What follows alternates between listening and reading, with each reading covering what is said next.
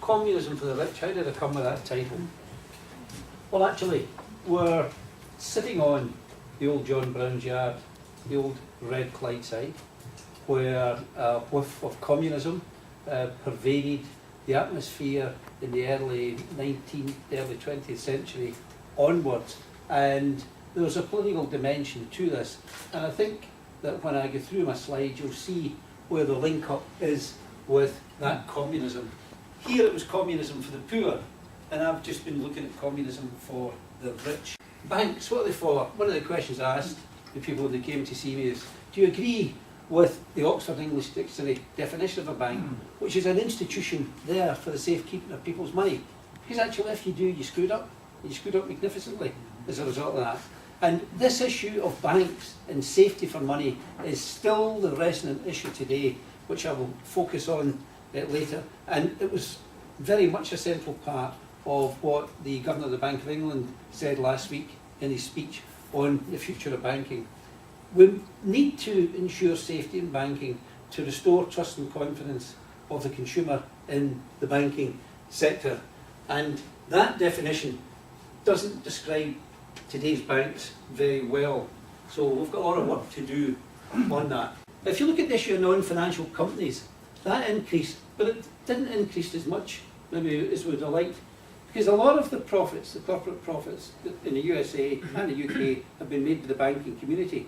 Now banks and the financial services is there as intermediation. They're not there surely as profits on their own. And this highlights the fact that we have got a job to do in this country yet to increase our manufacturing and to ensure that we have a more dispersed economy. I don't want to see a smaller banking sector, but it's an inevitability. But I want to see other areas which are supported in the economy, and that's why a community like this, Clydebank College, is very important for an area like this, because we need to upgrade our skills and we need to ensure that we support the communities here. We also focused on the issue of financial inclusion, people who are excluded from the banking industry. And I said that, first of all, savings in this country is largely a middle class industry. And secondly, those who are financially excluded are also socially excluded.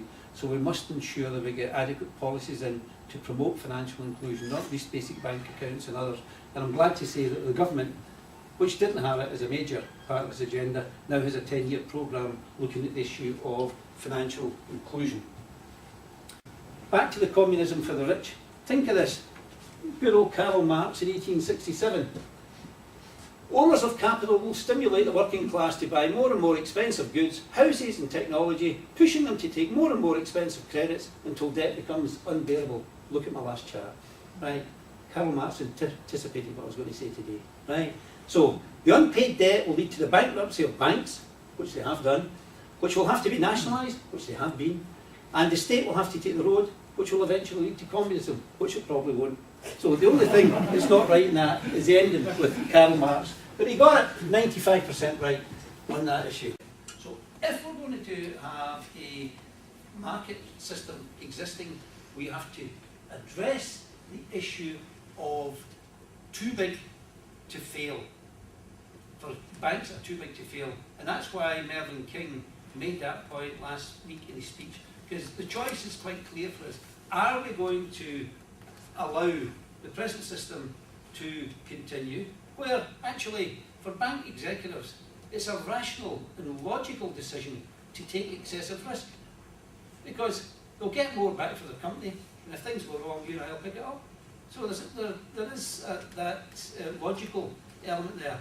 So if we don't change that and say to them, look, you're taking a risk, and if you take too much of a risk, you're going to be personally damaged, but also your company's going to get out of business, then that will change people's minds in terms of remuneration and also incentives and also the stability of the company itself.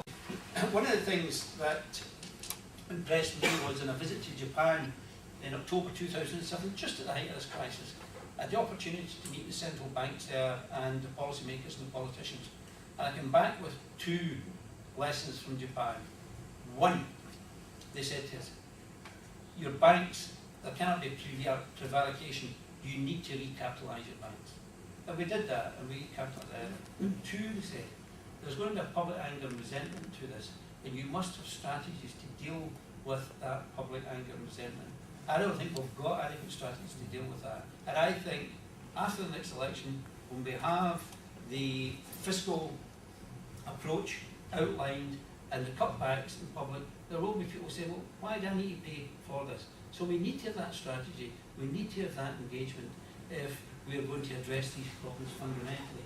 So, thank you very much.